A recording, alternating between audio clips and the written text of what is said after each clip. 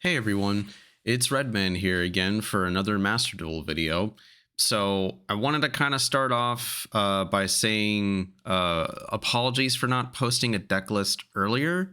I've been grinding for like the past week to try to hit Diamond 1 in Master Duel, and it didn't really end up working out, unfortunately.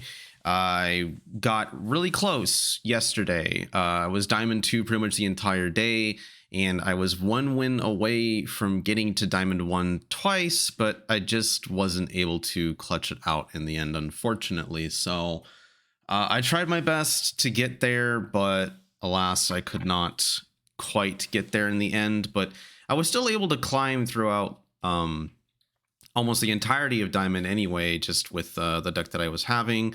I still got a lot of replays that I was relatively happy with. So I have that to share instead of just a deck profile like I was thinking of before with my climb through Diamond. So yeah, I just wanted to put out there that like I really wanted this to be Diamond 1, and I really tried. I've literally played like so many games. I even kept track of the individual matchups that I played the most against in my climb, and by far the one that I played against the most was Pure Spright. I won against them 11 times and lost 17 times. So yeah, Spright was really an obnoxious and common deck that I would run to, especially in Diamond, and especially in the last few days of the season, and especially in Diamond 2, where everyone's trying to get to Diamond 1 on the last day, and it's like probably one of the most competitive days of the season. So you're really running into like the most tryhard of tryhard decks possible.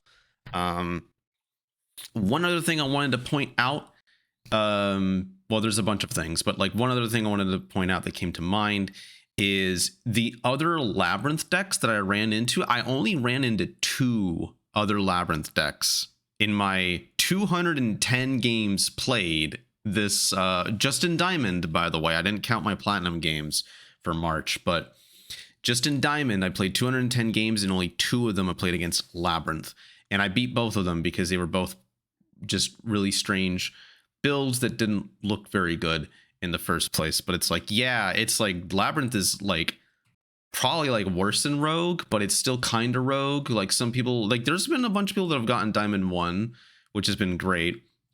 I haven't been like grinding the game really that hard this season, mostly because I wanted to, I'm kind of like shifting gears towards Super Smash Bros. Melee anyway, and was also focusing on some TCG stuff. So I kind of like left off doing the Diamond climb until the last week, and not even getting it in the last week is like, wow, I ran into a bunch of struggles and tough matchups, and you know, went up to Diamond 3 and then back down to Diamond 5, and it was just really frustrating. So I had to change my deck a couple times in order for me to even get close to Diamond 1. So, but yeah, so the matchups that I played the most definitely was Pure Spright by far. The second most played was actually Branded. And Pure Spright as in like builds that had like Swap Frog and because like other alternate Spright builds like Live-Twin Spright and Runick Spright I counted separately, but Pure Spright was still like the most played deck that I played in my Diamond climb for sure. But like I said, the next most popular one that I played against was Branded, and I went 7-12 versus them. It's still a rough matchup. It started off being 0-5 against them, and then I decided, you know what? I think because there's so much Branded that I'm running into, I really need to put in Dimensional Barrier into my deck. And so after putting in 2D Barrier, I went 7-7 against Branded, which I think is okay. It's especially for one of our worst matchups, for one of Labrynth's absolute worst matchups is Branded, both in Master Duel and in TCG. I would think that that's a huge improvement over going 0-5. So yeah. And then the third most popular matchup was, interestingly enough, it was Math Mech. I still ran into a ton of Math Mech I went 5-8 versus them. So I have all negative records versus like the top 3 decks, which I don't think is too surprising, especially when I was playing in one of the most competitive parts of the season, when everyone's actually like not really making any egregious errors or poor decisions. It's just like, nope, I just don't have much to do to counter all this. So it can be really, really tough. Like Mathmech is definitely like a match that, like people still be playing a lot of even though Sprite's like been somewhat dominant, like you still see plenty of Mathmech, and going second against them is also really difficult most of the time. So yeah, like those are definitely like the 3 most played matchups. I mean, there was a good number of Runick Stun that I ran into. I'm surprised I didn't run into more, but I ran into a few that were quite annoying. Like it's funny that like even with the nerfs, Runick Stun still gets played a good amount because it is just that consistently good, and it's just annoying to deal with. Yeah, this climb was frustrating to say the least. I think the most frustrating decks were definitely Runick Stun and also the Ishizu piles. Like there is a surprisingly large number of Ishizu Adamancipator piles, and the only reason I have a positive win record versus them is because I went first against them most of the time. And when you like destroy all the rocks before they can start anything, kind of similar to how like Spright needs to have a level 2 on the field to really get things started, they kind of can't really play, and I end up winning just through that. But like going second is like basically impossible. They just have so much gas, and I just don't have enough stuff to out their like entire board. Like winning against them going second, even if you have like 2 board breaking cards in hand, it still isn't enough. So that was like pretty annoying. Like almost every single like Ishizu 60 card pile, playing Snow, playing Necroface, playing Grass, all that was just like really, really frustrating to play against because my deck's like not really built for it. Plus it's 40 cards. So of course you get like 20 cards milled with Grass and all that. It's just not very fun. Needless to say, it's only going to probably get worse from here on with tier limits coming like in a couple weeks. I'm pretty sure. I don't think it's been 100% confirmed, but like it's pretty much going to be happening, and that's going to like just, oh boy. Well, I'll talk more about that later. But yeah, it was a decent climb. I definitely like learned a bit about like playing the deck, and we'll look into how I do more of that when I actually get into the games. But yeah, I just kind of wanted to show that I only got to Diamond 2.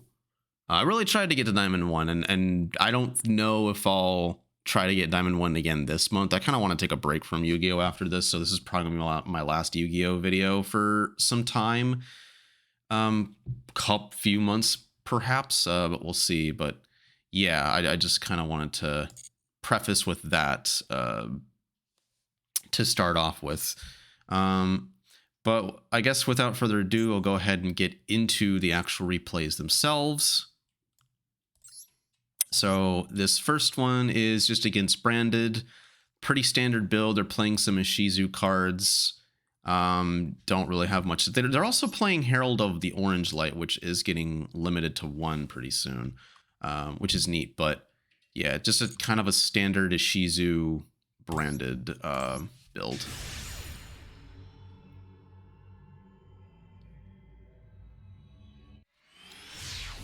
I'm also going to speed these up a good bit.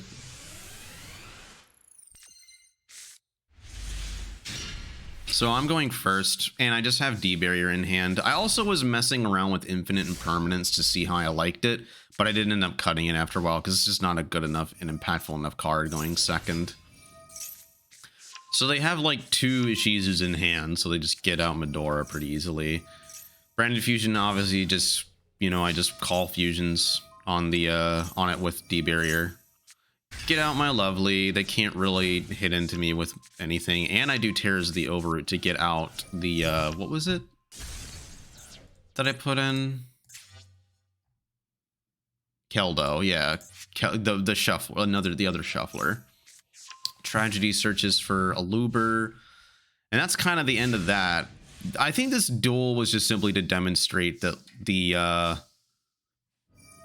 Oh yeah, so he like banishes to like shuffle back his cards, but like I'm pretty sure this duel is to mostly just show.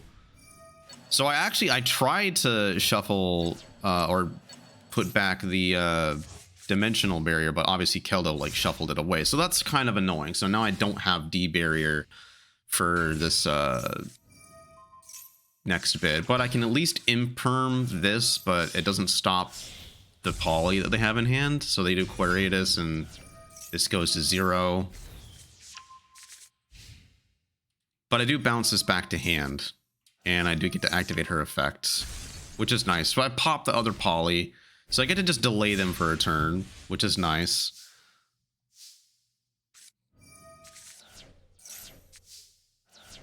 But yeah, I wanted to loop the dimensional barrier, but the shufflers stopped that, and that's a bit annoying. I think I ran into that a couple of times, and it's just like, you can't really do anything about that. So now they finally get their Branded Fusion off, and they go into Albion. But I'm like, no, I'm going to just skill drain that because that's a smaller body than Lovely is. But like, yeah, I'm going to just punishment this, destroy the set Branded Fusion that they put. They get another Branded Fusion for the next turn. And then I top deck Solemn Judgment. I was playing Solemn Judgment this time too because I felt like it was a pretty good counter trap to play, because like, sure, it's back row protection, but it's also like really good to just do stuff like this where you stop Branded Fusion from resolving, and so then now they have like no way to get into it again, at least anytime soon. So now they're dead because I just compulse. It's not only did I have compulse to just bounce what they had on the field, and to have Lovely to pop. Well, actually, no, Lovely wouldn't pop because of the skill drain, but like, I could also have just brought out Lord, but that would have been overkill. They had less than 2,900 health anyway. Doesn't matter. All right, so next one. This one is pure. Oh, this is Runick Spright. Runick Spright playing one evenly matched. I thought that was interesting. But yeah, they're playing Runick Spright with 2 Gamma. I saw a little bit of Gamma, but not like a ton. But yeah, Runick Spright was definitely like a decently popular deck, but not the most popular for sure.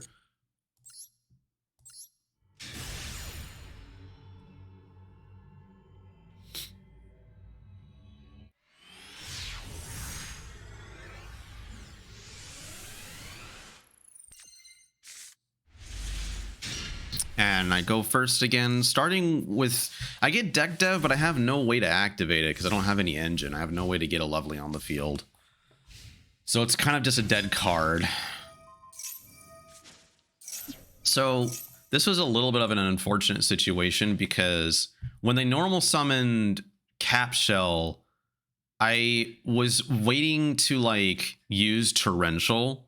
Because like whenever I have Torrential down, I always want to wait until like they put at least another body onto the field. But if their literal next summon is Carrot because they have it in hand already, which is typically pretty rare, then it's like, oh, well, I guess I got to force the Carrot negate and then use Torrential later when they like are pretty close to building their board. Because I don't really want to skill drain yet. Because I would, if I top deck Ariana, I want her to resolve so that I can set a welcome or get a welcome Labrynth. But if I really have to, I'll flip the skill drain. But I typically, if I don't have a way to get bodies on the field, I don't flip the skill drain immediately. So I let him get Smashers and I let him get out blue, but then I'm like, okay, you've summoned a third guy. And then they just shotgun the Smashers for some reason, don't know why. And they can't play anymore because they've already used their normal summon and all that. Well, I top deck Infinite Impermanence, which really doesn't do much of anything. So another reason why I probably ended up cutting it after a while. A Duster, wonderful. Can't do anything about that. So then they get to pretty much full combo, but I still have this Lava Golem in hand. Oddly enough, they just go to battle. And then, because I guess that's the way they deal the most damage, and then they, you know, do the whole elf thing to get out at least Carrot, but I feel like they could have comboed a lot harder, I'm pretty sure. Anyway, I actually decide to not lava golem this, though maybe like, and you might be thinking, well, why? Like you know, you could have done that. It's like, but like I didn't want to give them just a 3k body for like no good reason. Like part of it is like, sure, yeah, I would have gotten rid of these two and that would have been useful, but then I would have had like literally no normal summon, and I'm at 4,400 points. And if I have nothing to get onto the field, I'm probably going to die with like, they literally just need like one more 1,400 attack and lava golem, and then I'm just dead. So I need to do my normal summon here. So I get my welcome and I battle and I beat over the elf. And I just hold on to this welcome, I'm pretty sure. I don't even try to activate it. They're like, I need to keep the carrot on the field so that I can negate this welcome that they try to do, and I just never do it. Now, they try to bounce Ariana for some reason, and they still don't kill me, which is also strange, because I now have 800 life points left. Now I can lava golem. And then I get welcome out, battle, beating over the unicorn because I don't want them to make access code talker, and then I just like I have 2 removal traps to bounce the lava golem back to my hand and then destroy whatever else they try to bring out onto the field.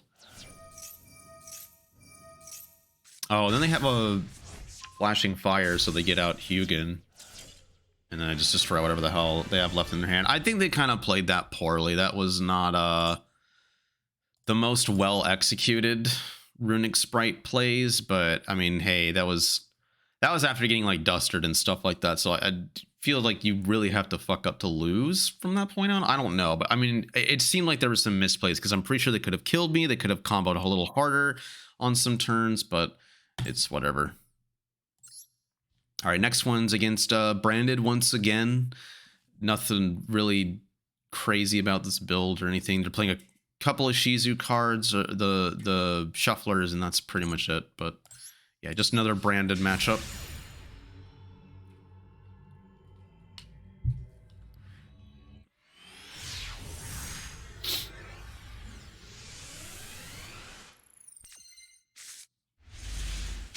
Now I'm going second, so this is a little different than just going first. They start with Branded opening, which is a pretty good start for them. Get the Aluber to get the Branded Fusion. And I only have like one decent going second card, which is Torrential Tribute, which with them having a Branded opening in Graveyard makes this a little difficult to play around. Plus I have Punishment, which also is difficult to play around with Branded opening in Grave. I still get my search though, and I decide to definitely get the field spell because I want to force out the Branded opening. Then they do Chimera. Chimera will destroy 2 cards. I think they destroy like the field spell and yeah, the Iron Wall, like conveniently enough. But then I'm like, all right, well, I'll just set the deck dev as like a further distraction. So I go ahead and I try to immediately, yeah, so this is where I immediately like punishment to force out the Branded opening because I'm gonna want a Torrential later. And I'm like, all right, go ahead and do your whole thing. Yep, get the banishment, do the Branded Fusion.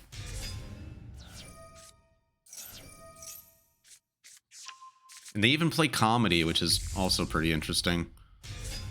And I'm like, all right, cool. Now you've just, that's your whole board. And then they have the Ash for my welcome. So it's like, oh, great. Now we're not in a great spot. But I do top deck another Torrential, which can again clear the board. But I really need some engine. Actually, no, this is pretty good.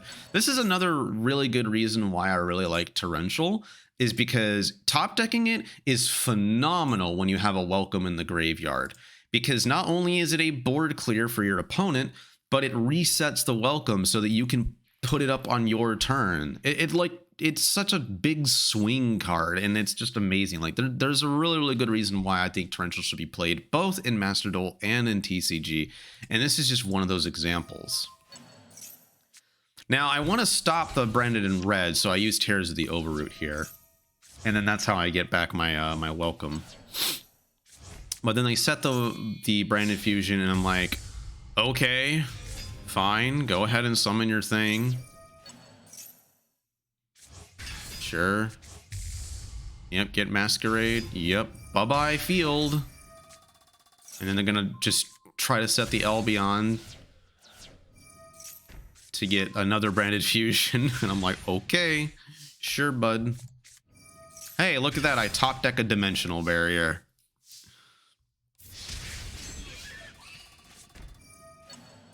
Go ahead and grab Tears of the Overroot, but they have an Effect Veiler in hand. I'm like, all right, well, I guess so much for that. They literally only have 2 cards, though. And there's the D barrier, and that's just it. It's like top decking the D barrier was just to seal the deal there. I might not have actually won if it weren't for that top deck, but that's one of the reasons why, yeah, I pretty much had to play dimensional barrier. It just wins against branded, and with so much branded I was running into, it's a necessity. All right, next one's actually the Labrynth Mirror. This is one of the Labrynth Mirrors that I ran into playing a quite unconventional build, where they're playing Backjack. 2 Furnitures is fine because that's what I ended up with in the end. 1 Duality. It's interesting. 1 Duality, 2 Extrav, and 1 Prosperity. Those pots definitely conflict. I was messing around with 2 Extrav or 3 Extrav and 1 Prosperity, and just unfortunately I was getting too much conflict between the 2 pots, so I just went back to 2 Duality and 2 Extrav, even though I'm playing Lava Golem. But I really didn't have that conflict come up as much as I thought I would.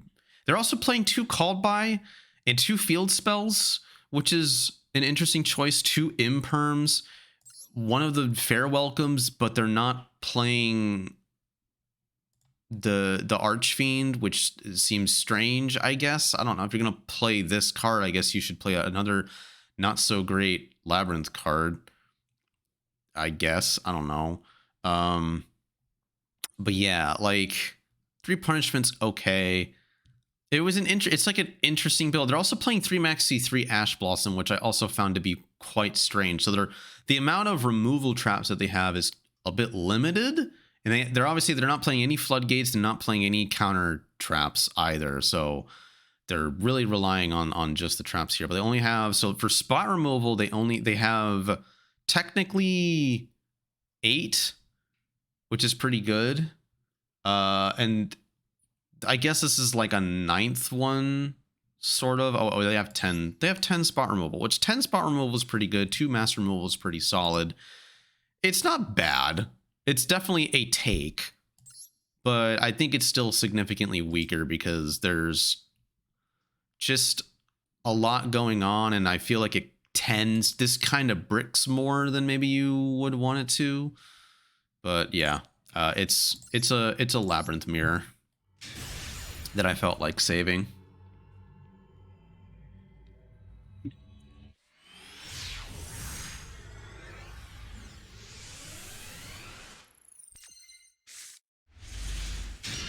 And I'm going first, so I kind of just get advantage off the bat just by going first. And playing Lord of the Heavenly Prison, which is what they're not playing, which I think is a definite mistake.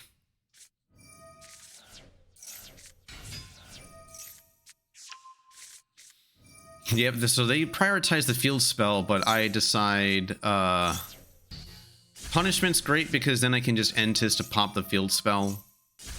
Like, that's like one of the things you have to be careful about in the mirror is Punishment is going to destroy your field spell if you just get out Ariana and then you immediately search the field. Like, you gotta be very, very wary of that you could be playing right into that. So it's like, all right, cool, I took care of the field spell, so I probably don't have to worry about it. So I'm gonna just activate Lord again and just wait. Play the card advantage game. They get another Extrav. Get another Ariana to get the 2nd field spell. And I'm like, all right, well, that's cool, I guess. Then I get my own pot of E from the Ariana draw, which is amazing. So then I reveal Lord again, summon the Lovely, and they do punishment. And I'm like, I want to use the Terrors to stop this from summoning something back out, but they're going to use Ice Dragon's Prison to banish my Lovely. And it's like, uh-oh, that's not good. Because Ice Dragon's Prison is actually really good in the mirror. And I'm not playing it, unfortunately. But they don't get the benefit of the field spell. And now, so both field spells are gone for them. They have their third Ariana normal summon. I'm just like, I'm just not going to let you do that. Gonna put that back into your hand, and then now I'm gonna activate Lord to just draw more cards. Now that skill drain's on the field, I just care about getting bodies. I guess I just go ahead and do it and draw. Oh yeah, because I wanna, like, that's kind of like a little small optimization thing. You summon out Lovely during your draw phase so that when you hit main phase, you don't like accidentally draw into your Lovely with your extravagance. So that was one of the small like optimization things that you can like do. So now I just have two big dudes on the field, but they have a Wind Pegasus, so they put back the Lord, which I guess is valid. Set Judgment and Trap Trick. Honestly, I really kind of wish I kept Judgment in my list, because Judgment, like, it's so hard to decide whether I like Judgment more or I like Strike, because they're both really, really good and really useful. So I run into their Backjack. Their Backjack's able to get another Ice Dragon's Prison. And I'm just like, well, I got Judgment for that, because I'm not letting you banish the second Lovely, that's for sure. Though the D barrier's not going to do anything, obviously. Oh boy, Ariane can beat over the Ariana. I'm like, nope, you're not doing that. I do this just so I can get Lord out of my hand to set the Dogmatica punishment.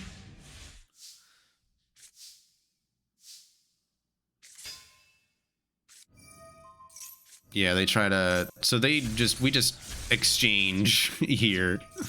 And it's funny. Then they welcome to get out their Lovely. And I'm like, word, all right, well, I just won't attack into it. And I'll actually just bounce it back to hand with Compulsory here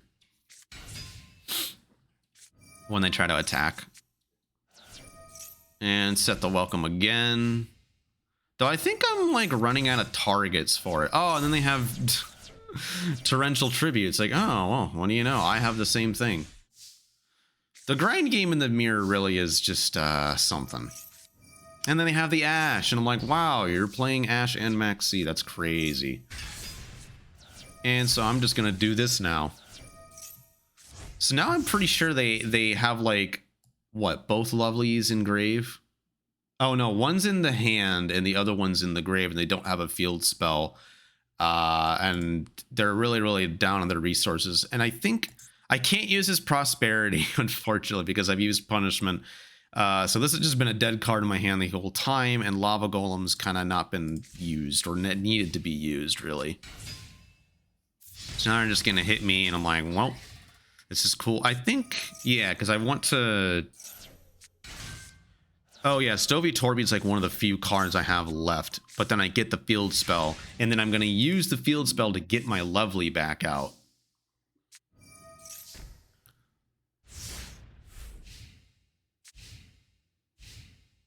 Because they don't have a way to get into Lovely, and I'm like, nope. I got my Lovely on the field. And they have no, that, so the one card in their hand is that Lovely, and the other one's in the grave, and they have no more field spells, so it's over. Then I just golem away their boards so I can try to kill them quicker.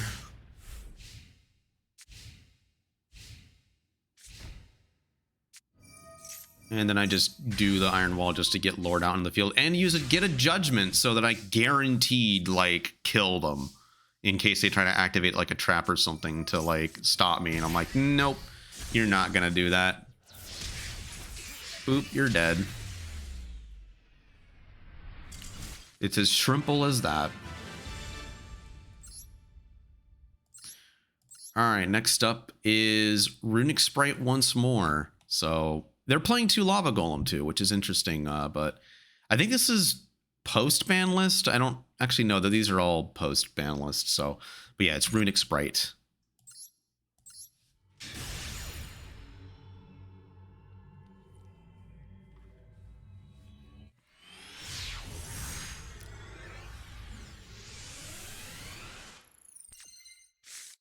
Going second, by the way. And I don't really have any going second cards, so this is kind of a rough hand. So I start out with getting out Hugin, pitching the Smashers, which I thought was interesting, the normal summoning the Wind-Up Kitten. So I didn't really start with a great hand, but a good enough to still get into their whole Sprite stuff going. And they get the Fountain on the field to draw a bunch of cards, so... Yep.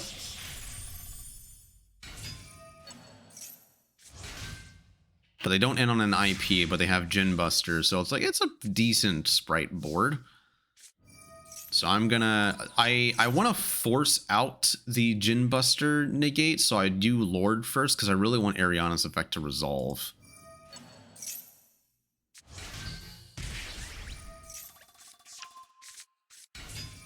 So now I can freely Ariana, but they have an Ash in hand, so gee, fuck, you know, get outskilled, I guess. But I at least attack into the Elf, and then I just activate the field spell. I force them to get rid of the Gin Buster, I guess, which is like whatever, because they have to do that in order to get rid of the field spell, and I'm like, I'm fine losing the field spell. That's totally okay by me. They get out Hugin again to just draw 1 card. So they're going to go ahead and get out red. They're going to bounce that back to my hand. And that's kind of it. They just don't really do anything else because obviously their battle phase is skipped. Again, they're going to negate with red. I'm fine with that. I'm just going to punch into blue. I guess I don't bother punching into Hugin. I just don't think it really matters that much. So yeah, they make Sprite or Gigantic, and then I'm just gonna debarrier to like negate that. Or I guess that this technically forces out the carrot negate, and which I'm like totally fine with because I have torrential set, so it's like it's fine. I'm just gonna wait for you to like get all your dudes on the field. Yep, get out Elf. Elf will summon something out. And then once Elf summons something out, then I just like pop the whole freaking board. And they can't play anymore. Torrential is just so good. Like seriously, it's like one of the best going second cards. One of the best going second normal trap. For real. Oh yeah, so then they try to do like a Gary play, and I'm like, word. Jerry, I still don't know if it's pronounced Gary or Jerry, but I have so much stuff to be able to just stop them from doing what they want to do. So I do debarrier just so that I can like get out the Lord of the Heavenly Prison to set the deck devastation virus, and then I thankfully have that judgment to stop the destruction so that this guaranteed goes off. And just pot of P for good measure. And I grab the tears, so this gets rid of the field spell. I'm actually going to go ahead and so this was a misplay because I didn't understand how Jerry works here, where I thought when he targeted that like I could respond, but apparently I couldn't. And I wasn't exactly sure why, and I guess it has something to do with the like text here. I think it has something to do with the fact that like this is a colon and not a semicolon. That's my only hint maybe at why like they're able to target and then immediately destroy it without me being able to respond with anything. But like I didn't know that because I thought I could just like run over the Jerry and then like, oh, the Jerry will just get, you know, obviously target the deck dev because that's my win con. Or a really strong win con to prevent them from doing any Sprite stuff the next turn. But but that didn't happen. So like what I would have done instead is I guess I just wanted the thing off the field, because if I did deck dev, it can't be destroyed by card effects. So it can't be destroyed by deck dev unless it's like skill drained or whatever. So yeah, that's kind of, that was just like a bit of a misplay, just because I didn't understand how the targeting and destruction worked for Jerry when you attack into him. But it doesn't really matter, because I still have like terrors and I can still reset. I can actually just still reset the deck dev. Like, he destroyed it, but it's like, oh, cool. I mean, I just have the deck dev for the next turn anyway, because you can't stop the lovely. They don't have a freezing curses in hand or anything. So it's pretty much GG from here. And you know what's really funny? Lava Golem's a fiend. Lava Golem's a fiend, so me setting that with Lovely, me setting the deck dev with Lovely, still means that I can activate it, but now I don't control Dark Monster anymore, so it does delay things by a little bit.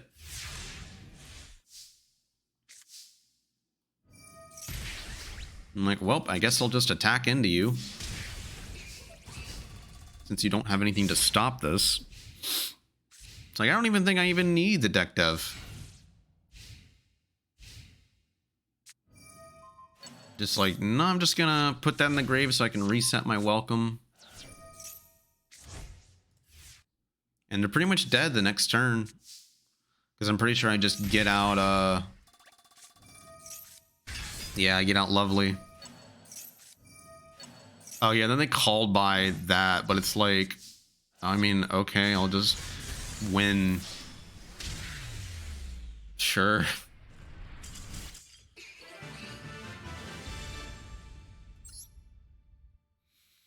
All right, next one. Another branded deck. This one's playing Super Poly and Sarcophagus and a Kaiju, which is interesting. But a lot of branded, a lot of Spright and Runick. That's pretty much the majority of what I ran into. Though I don't think I have any Math Mech replays. Maybe I do have one or two. I don't, maybe at least one. I don't remember. So this is a mediocre start. I'm seeing Lovely in hand's not great, especially when going second. And the only board breaker card I have is Torrential. So going second against branded typically is pretty bad without Lord of the Heavenly Prison in hand, because they'll just Chimera destroying 2 in my back row, which is great. You know, really tough to deal with, just in general.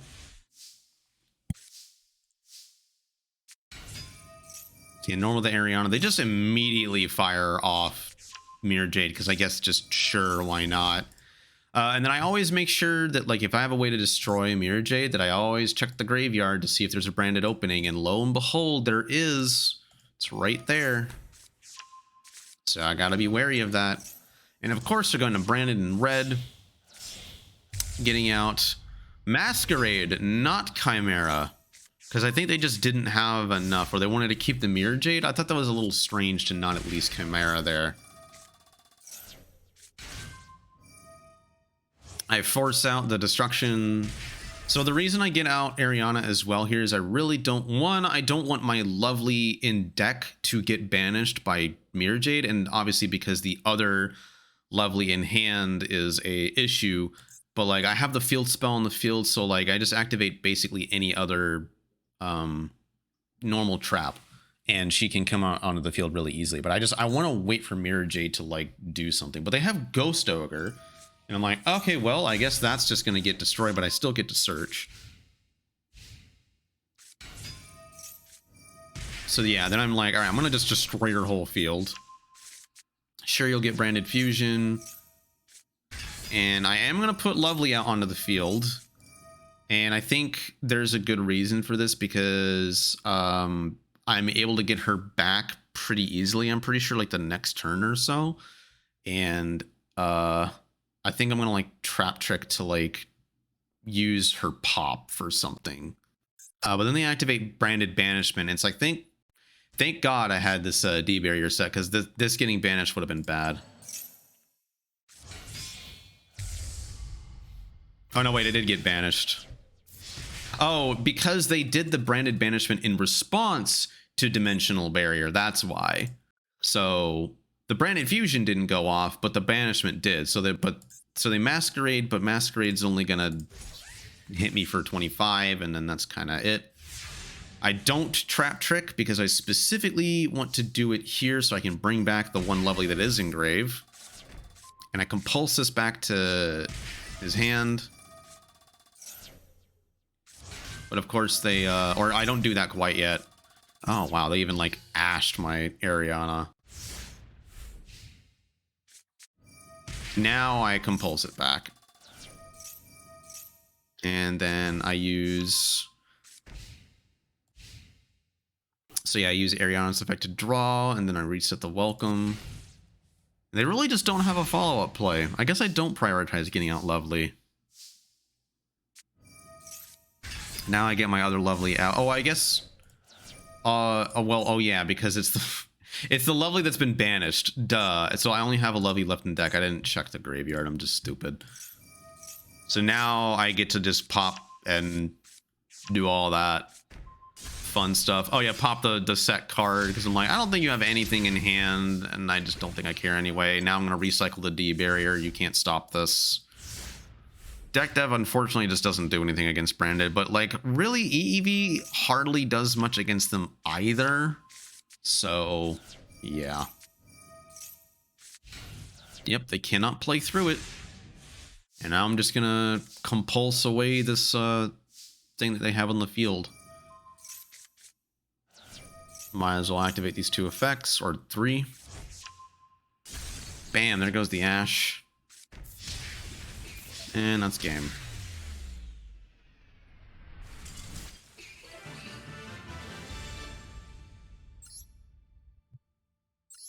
All right, next one. This one's against Live-Twin Spright. So Live-Twin Spright's a deck that I went into a whole bunch. I think this is the only one that actually had Scythe. I think of all the Live-Twin Spright builds that I played against, this is the only one that I think had Scythe and Cyberstein, which is like, okay, word. That's interesting.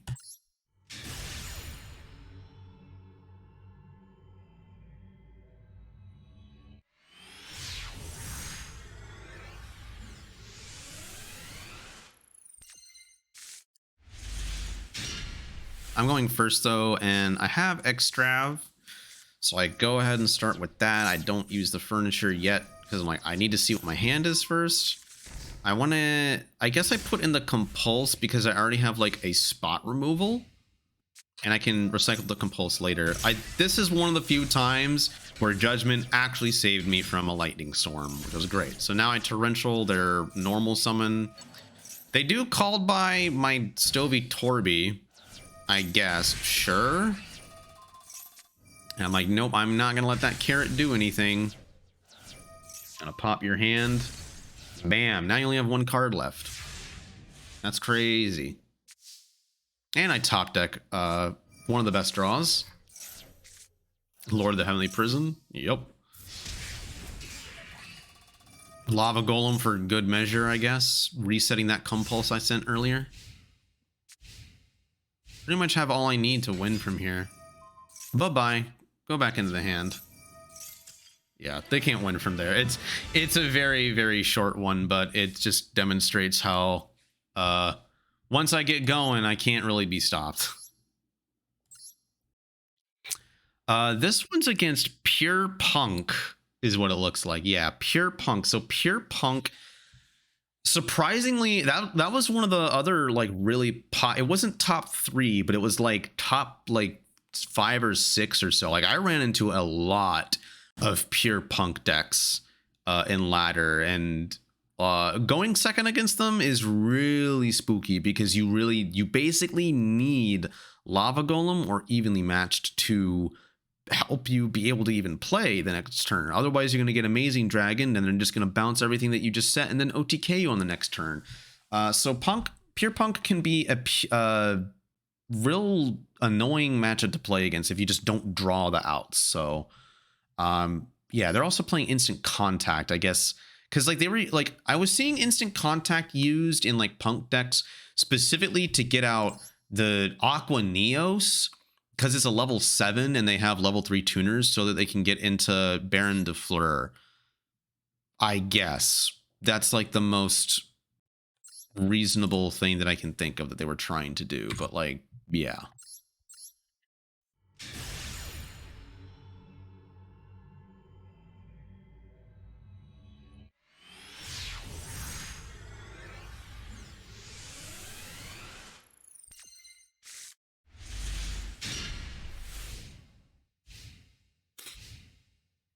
So I'm going second here, but I do have the Lava Golem, which is good.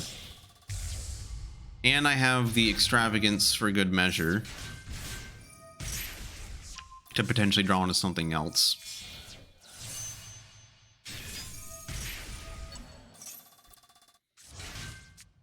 So yeah, they set up their board so that they end. The field spell is also really good for them because it's not once per turn draw every single time they pay life points with a psychic monster. So yeah, they end on these so that they can like go into Amazing Dragon if I just set stuff.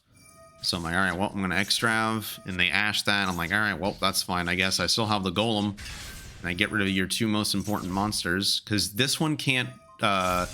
Obviously, I don't get rid of this one because this one doesn't have a quick effect to synchro summon, and they're not going to be able with punishment being set. They're not going to be able to like just get out psychic and punish her with my Golem.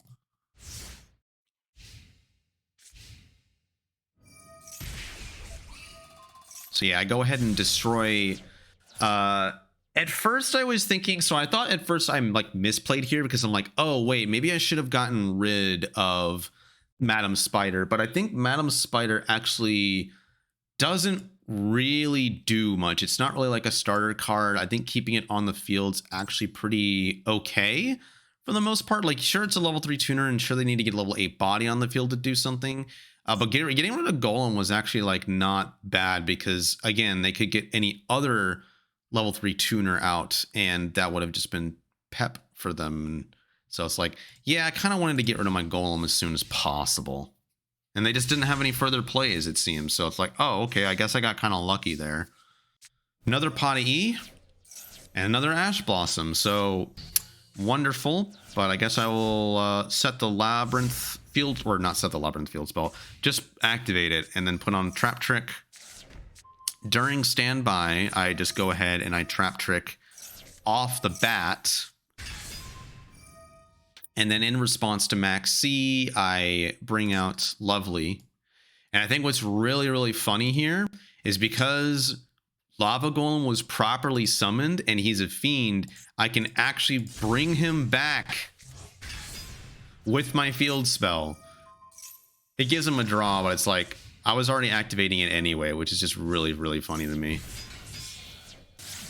So then they go into Nightmare Phoenix so they can destroy the field spell. And it's just like, okay, I guess. They get out Xiamen, and they get to draw another card, but they can't beat over anything. And I was like, okay, cool, you got rid of my field spell, I guess. Another Pot of E, but I can't really use it because I don't have enough cards in the extra anymore. So it's dead.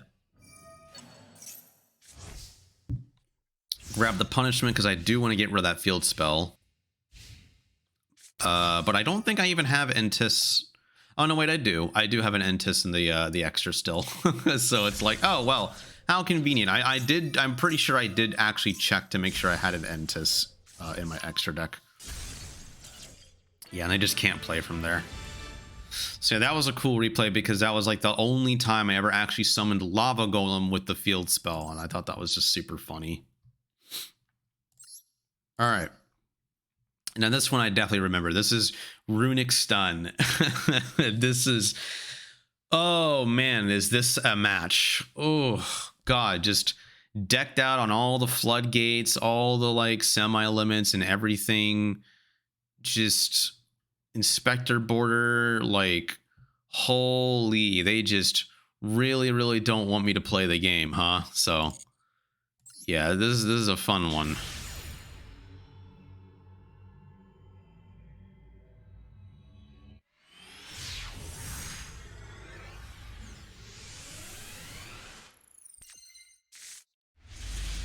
going second against them, by the way.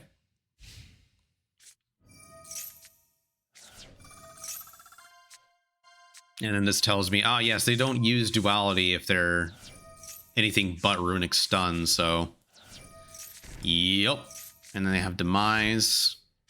Gets rid of their flashing fire, but I guess they're fine with that, yeah. I'm like, alright, well, I'm playing against Runick Stun, so this is neat. They get rid of my Ariana, but, like, I already have another one, so it's fine. I don't care. And then they just flip Tikaboo. Why flip Tikaboo when I'm not special summoning anything? It's like, why are you preemptively flipping this? Like, she doesn't summon anything. Like, this is just such a dumb preemptive flip. But, like, okay, I guess, sure. Now that I know that you have that, now I'm just not gonna worry about having to do anything with Welcome Labrynth. So they body block with Hugin, just like whatever. Then I set a whole bunch of stuff, and then they're like, ah, yes, they set a bunch of back row. I'm now going to get destruction. I'm like, okay, sure. Destroy something at random. Cool. Don't care. They just freezing curses that. I'm like, okay. I mean, you really want to draw 3, sure. And then they get greedy and they set the second field spell. And I'm like, oh, I just have judgment for this. Now you don't have a field spell. Congrats. Then they Inspector Border and they can't attack because they used a bunch of Runick cards. So I'm like, oh, great. Now I got an Inspector Border. But I'm like, I really want this Ariana off the field because at Tikaboo, I need to be able to get Lovely on the field. So I'm going to get Lovely on the field. But then they're like, ah, yes, flashing fire. And I'm like, okay, cool, great. Well, they can't beat over Ariana with this on the field. Yeah, they try to get out of fusion summon, but I'm like, nope. And then they can't battle because of that. So the barrier delays things for a turn, which is nice. I still don't want Ariana flipped up because Tikaboo only applies to monsters that are face up. Like, pretty much every one of these kind of floodgates only applies to monsters that are face up on the field. So I really don't want her to be flipped up so I can, you know, get Welcome out onto the field, or get another Lovely out onto the field. So when he goes into battle, I don't have any more Lovely. I want to get out Lovely, but I don't have Lovely anymore. One's in the grave and one's banished. So it's like, welp, I can only do this. But unfortunately, the way that Tikaboo works is as soon as there's like the second thing that appears onto the field, even though it was already there, but because it's been flipped up, and now this is the second fiend, this is what gets sent. I don't get to choose.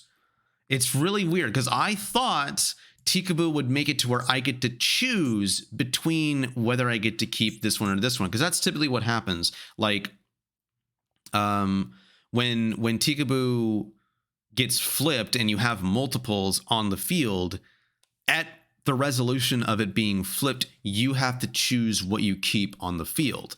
But when it's already flipped, it works differently, where when another fiend is summoned or flipped face up, that's the one that gets sent to the graveyard. So I'm like, oh, great. I lose the Ariana from Tikaboo, and it's just like, oh, well, that's just fantastic. And I'm like, no, I am not letting you use Jerry to get your field spell back. Hell no. I top deck Pot of E, though, which is pretty good. Gets me a prosperity. But the prosperity's like, I don't think I really wanted that because I wasn't able to use that turn anyway. And I'm like, I'm just going to use the Chandraglier because I can use it under skill drain to set the field spell. And the field spell will help get my Lovely out of the grave, which is great.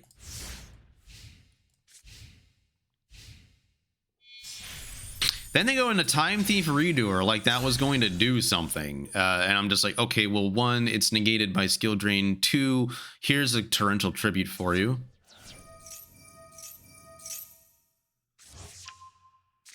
And then I get to reset all my stuff and I get Lovely out. But then they get to triple Tactics Talent because of course they have that, yeah. And they draw 2, but they don't draw into a fountain or a tip or anything like that, which is kind of lucky. So I'm like, all right, cool. I get to hit them in the face.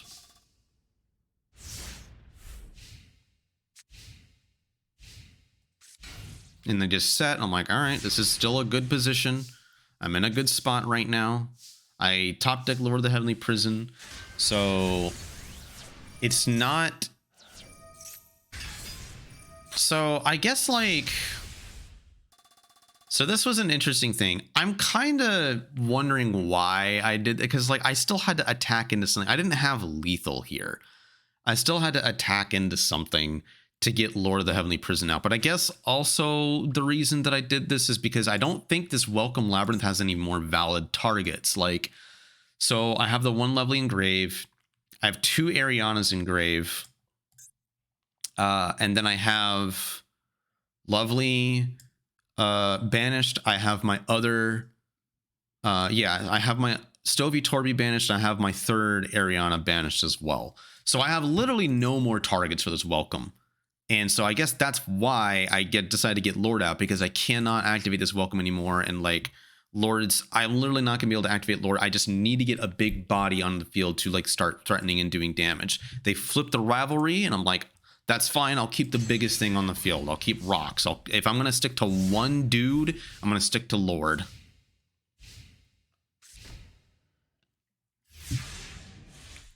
So it's like, okay, this is like pretty close to game.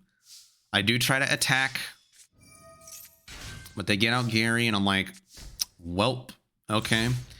Gotta wait this out just a little bit longer. Because I can't... Because if I attack into Jerry and they pop my Lord, then I'm kind of screwed. Top deck another Lava Golem. That's not helpful. So we're just kind of playing the waiting game here. And he just happens to not draw. Oh, no, wait. He did draw into Fountain, but I have the Judgment for it. So I'm like, I'm fine. We're good. Don't need to worry. And then I top deck Deck Dev, which I'm like, I might as well set that. They try to banish a few more cards. I'm down to 1 card now. They can't really banish anymore. They try to demise, but they don't get anything they don't get anything good. They literally get Allure, which is just a bad card overall. I don't know why people are why we even play this. And then like Skill Drain and Rivalry, so it's like just repetitive nonsense they already had. So then I do a really sick play here. So this is cool. So I deck dev because Jerry is affected by skill drain. This will destroy Jerry, and I have to use Lord to get rid to actually activate this deck dev. But because it's a normal trap and, you know, I have the field spell in the field, I have my lovely engrave still. So I simultaneously get rid of Jerry and get lovely out and attack for game. And they just happen to not have anything left. And I have no cards in deck. I have no cards. That torrential was the last card in my deck. So if I didn't win that turn, I was going to lose. So that was super down to the wire. And I was just like, that was the tightest Runick Stun match that I've ever played. Like, holy. That was incredible. All right. The last one is just another Runick Spright deck. Yeah, nothing really more to say that. It's just Runick Spright.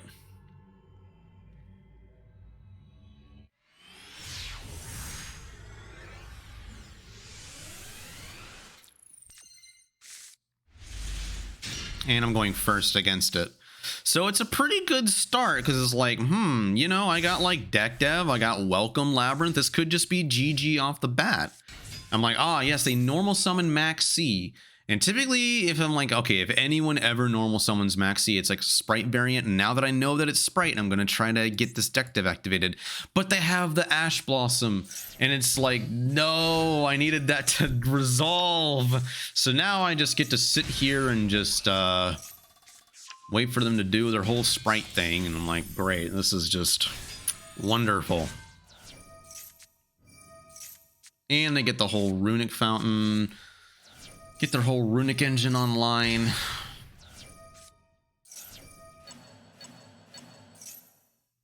And they go ahead and grab another fountain too, for good measure. Get the elf out. And the Avarice, which I thought was interesting. Another draw. Why not? Just get as much cards, as many cards as possible. So a Lava Golem does do something pretty solid here. And then I get to set the field spell. And I just activate the field spell. I just go ahead and I immediately do this to... And they don't respond to the welcome with their IP. So I just destroy that because I'm like, I don't want that thing to get something that's not destructible on the field. And then I dodge. I really want this effect to activate so I can destroy the fountain. So I do this to dodge it. But then they have called by anyway, which is really annoying. But now they have evenly matched, and it's like, well, that evenly matched is going to do basically nothing because they're almost always going to have more cards than me, so who cares? And, but like, so like, because they called by it, I can, because I had another lovely engrave. I can bring back this lovely, but obviously its effects are negated because of called by, so I can't like deck dev again if I really wanted to. Just like, man, but I have welcome Labrynth set, so I can pop something.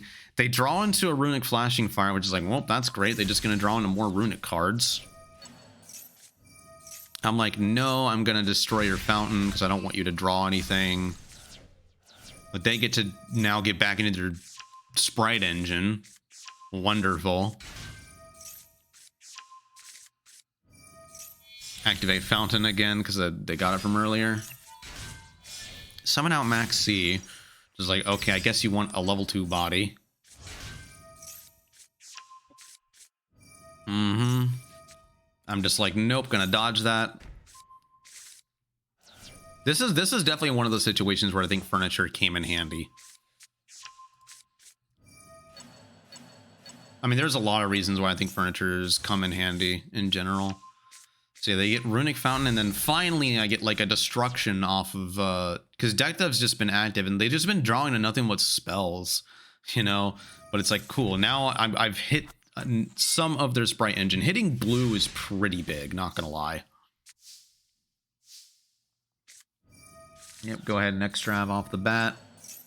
They try to get the IP, and I'm like, okay, I will just destroy, like...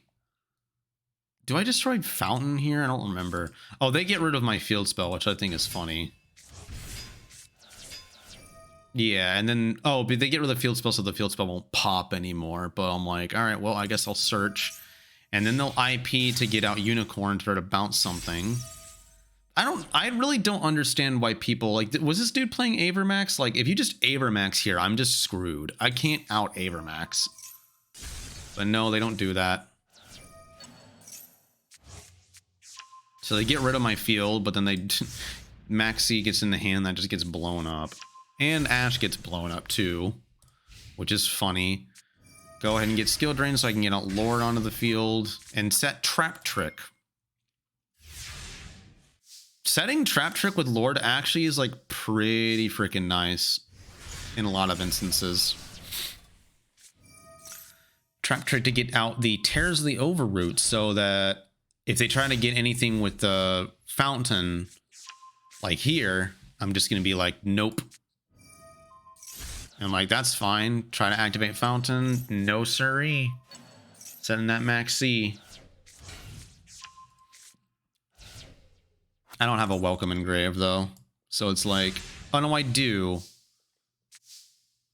Oh, but I used it on a field spell, so it's like, whatever. Set Compulse. Yeah, they're pretty much just out of resources. Lord, again, just the MVP of this match, I feel. They get Tip into Slumber, which is like, sure. I guess you can stop me from attacking once. But I'm just gonna bring this back to hand and do all these things, and that's kind of it. I don't think they can really keep playing from there. Because, like, I don't think I was going to summon Lord back out again, but like I would have activated Lord, I think, in the hand to protect Torrential, and then I would have just Torrentialed their board or whatever the heck, and then would have just won the next turn anyway, so it wasn't really going to matter. But yeah, that is all the replays. So now I will go ahead and show off the deck profile. So this is what I ended up with. I'm playing 2 furnitures because in one of the recent Decayed weeklies, Miss Scissor ended up playing Ishizu Lab, and one of the interesting ways that he used the furniture cards that made me change the way that I thought about playing with them is he would use furniture to put a welcome into the graveyard to then set another welcome. And I'm like, wait, I actually kind of like that, because not only do you get to like, so you get to set a welcome onto the field, and then you have a welcome engrave so that when you have a removal trap that you can activate, you can then set the other welcome for your next turn. It pretty much immediately gets 2 welcomes in rotation, like as early as possible. Hell, even going second, this can, like, if you won't have your stuff get destroyed, it's pretty solid. So, excuse me. So like, but going first, it's like, it makes a lot of sense. Like because like, not only do I think that's actually pretty solid for Master Duel, but I think that's even better for TCG, because if you have like a furniture and a welcome or a big welcome in hand, and you pitch one of them to then set the other like card that you need or whatever, then like, so if you have a welcome engrave already, then like that welcome will just reset for next turn. And then if you have a big welcome already, and then you get like a lady on the field or a lovely on the field, then you can bounce something with the big welcome engrave, like just out of the gate. It's super, super cool. I liked that. So seeing that that's like something you can do with furnitures, I'm like, okay, let me try doing this for Master Duel. And I think just one of each of these is perfectly fine. I don't think you need more than one. And I don't think Ku Klux is good right now, not until Lady comes. But like once Lady comes, absolutely Ku Klux is going to be almost like necessary in some situations. But like, yeah, I definitely think, because there's a lot of situations also where when you normal summon Ariana, you search for a furniture instead of just welcome or the field spell, because the furniture can then get like something out of your hand that you probably don't want, to be able to set the card that you were going to grab into your hand anyway. And then then you have that furniture in the graveyard, so that when you remove something from the field, it can come back onto the field or come back to your hand. So it recurs. You get the whole recursion system of your engine online very, very quickly by doing that. So that's why I think at least like you don't play a bunch of furnitures. I think just one of each is perfectly like fine. I don't think you should do any more than that.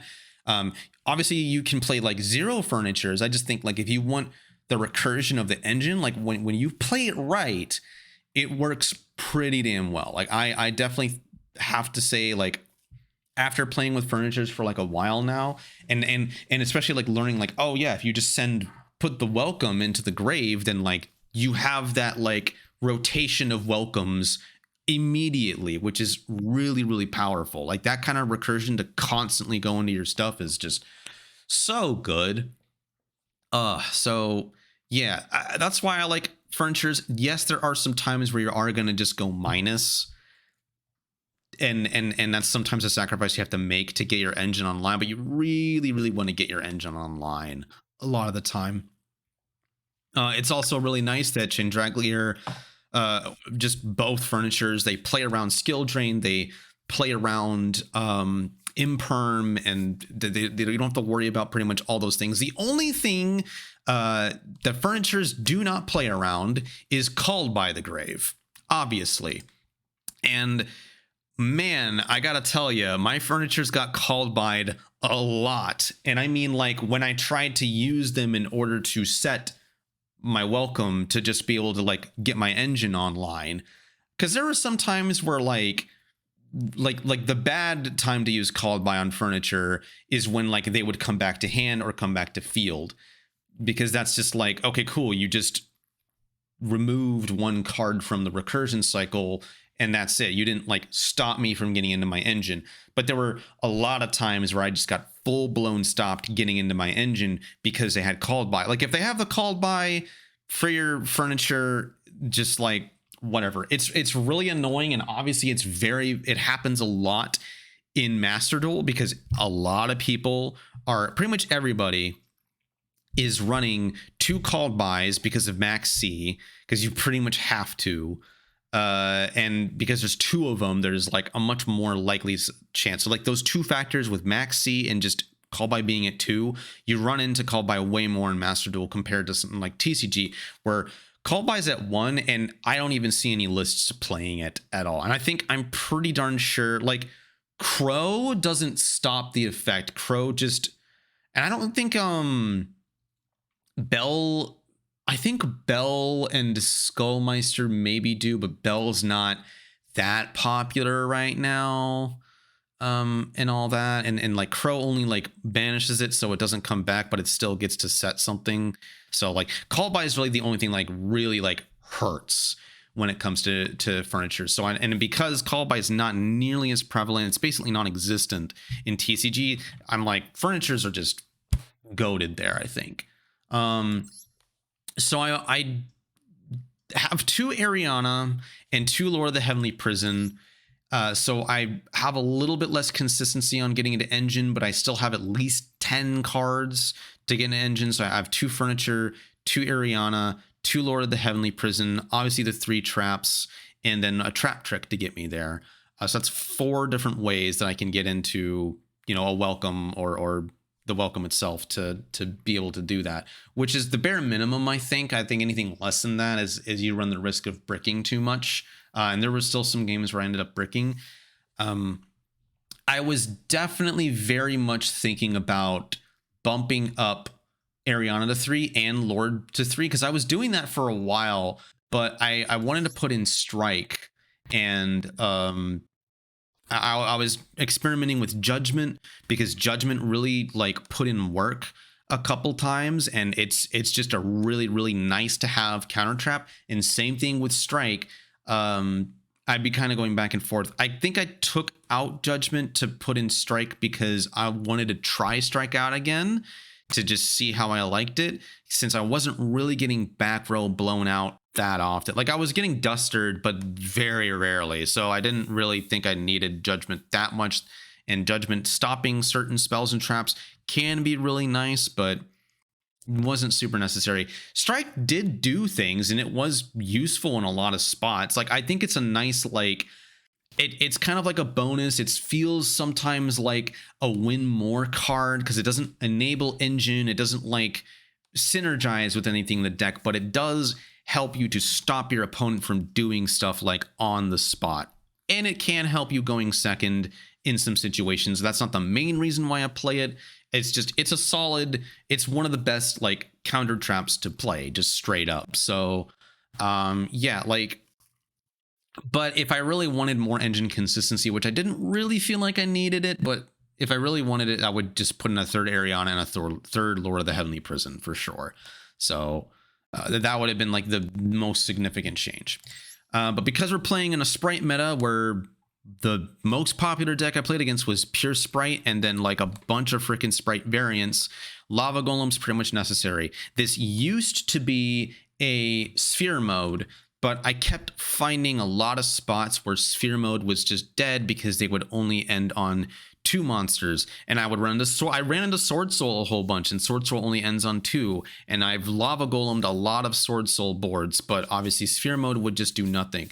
Eventually it just got to the point where I'm like, okay, I'm having too many times where Sphere mode is just doing nothing in my hand, and I just, and when they only end on 2 or 1, and when they end on 1, I can't do anything about that. It's like, whatever, I'm not playing a kaiju, so can't deal with that. But, like, Lava Golem at least is like, it's still good enough against Spright because you have to get rid of Elf and you have to get rid of Carrot. You have no choice. Those are the two that you always get rid of. I know it sucks because you want to also probably get rid of the IP or maybe some other third monster that they have on the board that would help, but like that's the bare minimum. And that's like one big reason why I really would like Elf to be banned, because Elf is just so obnoxious being able to bring back Carrot, bring back whatever level 2 they need.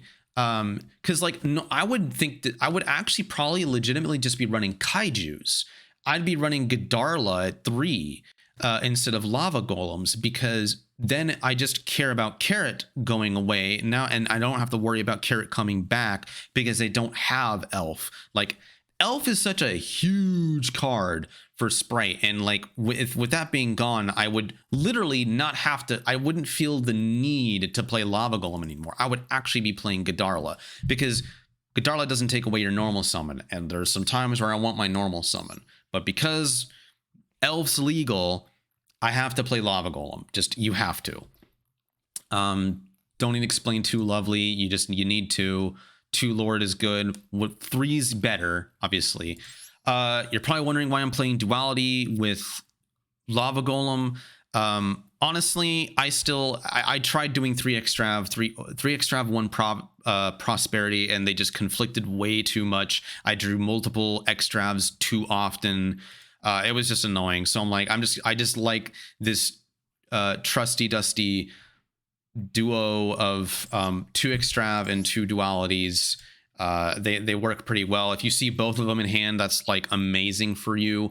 And I almost never had a situation come up where like I used Duality and I saw Lava Golem going second off the Duality, and it's like, well, can't do that now. I like never saw that happen. So like, yes, they conflict, but the chances of them conflicting was pretty darn low to begin with. And obviously, if I had Lava Golem and Duality in hand already going second, I would just Lava Golem and save the Duality for later. Or there was actually a duel where I set the Duality after using Lava Golem to bait them trying to destroy it, because they would think that it's like some set card that I would need, and it was just like, nope, that's just a Duality that I couldn't use. And it was actually a really cool bait. I'm surprised I didn't save that replay, but yeah, so that's why I'm like playing Duality with Lava Golem in hand. And I would still do the same thing with a Kaiju. 3 Torrential Tribute, it's just like, it goes without saying, like, this is the best normal trap for both going first and going second. Like, this should just be at 3 every single time. It breaks boards. It like literally helped me win against Spright so many times. It's insane. Like, absolutely nuts. What sucks though, what really sucks, is that this card is going to be bad when tier becomes meta, because that will activate every single tier monster's effect to be able to like mill and infusion summon and all that stuff. So torrential will no longer be good, which is annoying because it's a really, really, really good trap for this deck. But like, yeah, you should play torrential at 3 when like tier's not meta. Obviously, it's just, you know, it's really, really good. 3 compulse, like that's just standard. Deck dev, I chose this virus over Eradicator because just I was running into way more Pure Spright than pretty much anything else. Like whether it was Pure Spright, Live-Twin Spright, whatever. Even if you get rid of the, like getting rid of the Spright engine, compared to Runick, like Runick can't really ramp up as quickly in one turn as Spright can if you're playing against like Runick Spright. So I still prioritize the deck devastation virus. And I mean, obviously this still kills like Math Mech and some other decks and stuff like that. But like, I think this was just the virus of choice compared to EEV. Like EEV, I've definitely kind of wanted to do EEV again at some point during this past season, but decided, no, I think this is more important. I needed to put in D-Barrier for the branded matchup.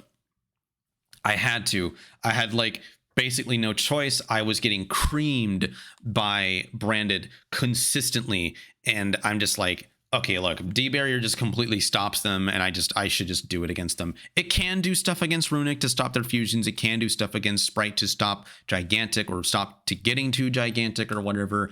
And that's like fine. I was able to play around that, but it's like, man, I really needed D barrier for the branded matchup, especially because of how common it was. Like, I'm still running into a ton of branded. 3 evenly matched. So I, for a while, had been thinking I don't want to play evenly matched because what's the point against Spright, because they're always going to end on care anyway. But you really should still play 3 regardless, because you're not going to always face against Spright, and evenly matched is a really big board clear against most other decks when you can let it resolve. So it should still be played at 3. Yes, it's very annoying to draw it when you're going first, and it's very annoying to go first and draw, like, I don't know, 2 lava golems in an evenly or something like that. Like, that's like very, very annoying. But you kind of have to in this best of 1 meta, and when you're going second all the time, like, you can't be too reliant on the coin flip. So yeah, there were a lot of duels where I was able to resolve evenly, and it did pretty much kind of win me the game. Sometimes even against Spright, because I would force out the carrot negate and then to be able to evenly them afterwards, but that's pretty rare. If I like draw evenly going second and they get a carrot out, then like typically what I'll do is I'll just pitch the evenly. I've stopped going into battle phase and just trying to use it to like force the negate, because I just don't think that's worth using it like that. I think it's better to either pitch it for furniture or something like that, or to just set it and then like maybe it'll be useful later. Maybe it can catch them off guard or something like that. And that only happened a couple times, but typically if I have to set evenly, it's kind of dead. But like, I mean, it could be like a bait for people to like destroy it because they don't know what it is, and it's like, oh, okay, well, that was a useless card, I just wasted a pop or something like that. But you still need to play it at 3 pretty much to help you going second. Trap Trick is just like a clutch, being able to search your other stuff. It's just, you should have this at least at 1. Some people run it at 2. I think just 1 is totally fine. Punishment, I would run Punishment at 3 if Garura was in the game. Absolutely. Holy moly, if Garura and Bucephalus were in Master Duel, which won't happen for a long time, but I'd be running this at 3 100%. But because that's not the case, and I only really have, like, I'm most of the time doing Entis. Sometimes I was doing Fossil Machine Skullwagon against Spright when like I know they can't summon anything else out, and I'm like, well, I guess I'll do this in case I have any back row that they'll set, and just destroy that so that I can like play or whatever. Sometimes I send Wind Pegasus, and obviously sometimes there's big bodies, but most of the time it's been Entis. But yeah, I really felt like I only needed 2 punishment. Didn't really need more than that. Obviously, you should just do 3 welcome. Tears of the Overroot was clutch, especially against branded, for branded and red targets, and branded banishment, I believe. Also, it stops that as well, which is really cool. It's really good, useful against Runick in general. I did take out Phoenix Wing Wind Blast because I just think that discard is a little bit too much, and it's not that good of a removal. So, but Tears is still pretty good. Obviously, I already said stuff about the Solemn Strike, and then like 2 skill drain, just because like if I'm gonna have any one floodgate that like consistently wins me games, skill drain is pretty much the floodgate to do that. Now, I know with the upcoming ban list, skill drains being limited to 1. That's fine because I'm still gonna play 1, and then like the other floodgate will just be a Gozen match, because Gozen match doesn't hurt this deck at all, and the meta is still gonna be very, I'm pretty sure it's still gonna be very affected by Gozen in a way, so that's probably what it'll end up being. I don't even know. I mean, like, the deck's gonna look so different when Tier comes into the meta, because it's gonna be like, I'm gonna have to play like Necro Valley, I'm gonna have to play like Metaverse, I have to play like 3 Soul Drain probably. I don't even know. I don't know how many floodgates I'm gonna be able to fit in just so I can have a chance against Tier. And then I don't even know what the fuck to do going second against them, because they're gonna have like an Omni negate, so like evenly is only gonna do so much. And then Lava Golem, I don't think technically activates their floating effects, because they have to go to the grave by card effect, but I don't remember for sure. I'll have to like check on that, but I don't know. I don't really know how much like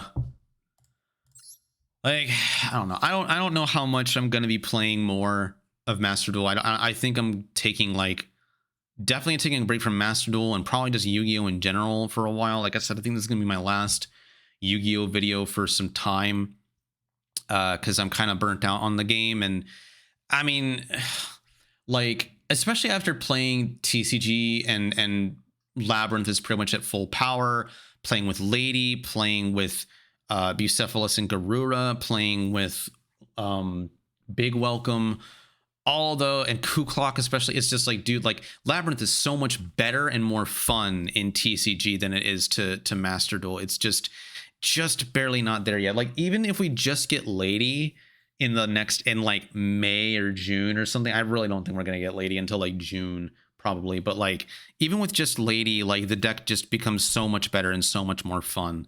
And I hope, you know, I look forward to that, but I really don't see myself playing Labrynth all that much until that happens, just because it's can only do so much. It definitely can still get Diamond 1 and all that, but it's just like, man, it's just so much less fun without Lady. I'll tell you that right now. So yeah, that's the replays and the profile for Diamond Climb in March of 2023. Don't really have much else to say. Like I said, last Yu-Gi-Oh video for some time. That may change. Who knows? I don't know. I might be lying out my ass. I might do something. Sometimes I feel kind of unpredictable, but I feel kind of sure that I'm not gonna be doing a whole lot there. But yeah, appreciate y'all watching. I really like the comments and the support, and people appreciating. They're like, oh, I like seeing your videos help me build a Labrynth deck, and they're helpful. I like that. I really appreciate y'all saying that my stuff's actually helpful. So I'm really glad to hear it. But yeah, I'll catch y'all on the flip side. And of course, as usual, if you have any questions, if you have any comments, if you have anything you want to ask me, you can do so in the comments below, and I will be more than happy to answer whatever you have to say. So yeah, that'll be it for me. I'm Redman signing off.